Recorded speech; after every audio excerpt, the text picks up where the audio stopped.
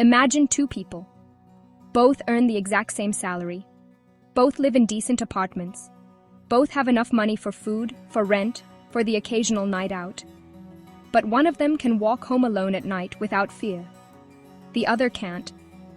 Not because of money, but because of who they are, where they live, what the world allows them to do. Same income, same resources on paper, completely different lives. A philosopher looked at this gap and said, "We've been measuring the wrong thing entirely." This is where curiosity meets truth.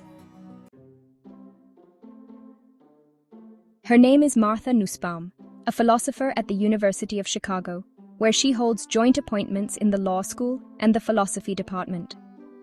In the late 1980s and early 1990s, she began working closely with economist Amartya Sen, questioning a very basic assumption, that a country's success can be measured by GDP, by how much wealth it produces.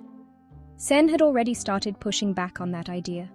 Nussbaum took it further, in books like Women and Human Development and later Creating Capabilities. Together they built something now called the capabilities approach. Here's the shift. Nussbaum says stop asking what people have. Start asking what people are actually able to do and to be. She built a list. 10 central capabilities she believes every person needs for a life with real dignity.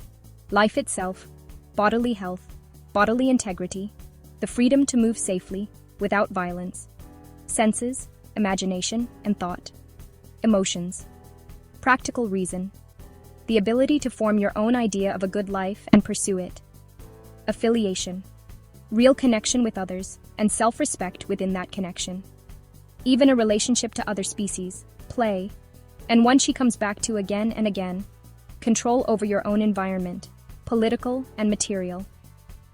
If this list made you think about your own life differently, hit subscribe. Every Wednesday we take an idea like this and hold it up against the world you actually live in.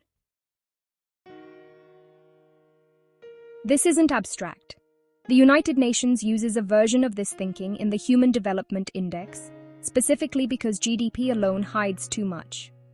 A country can look wealthy on paper, while huge parts of its population have no real bodily integrity, no real political voice, no real ability to move through the world safely.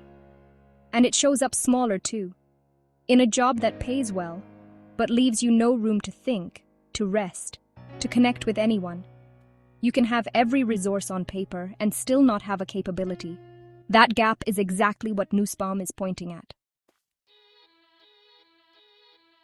This connects directly to two ideas we've already covered.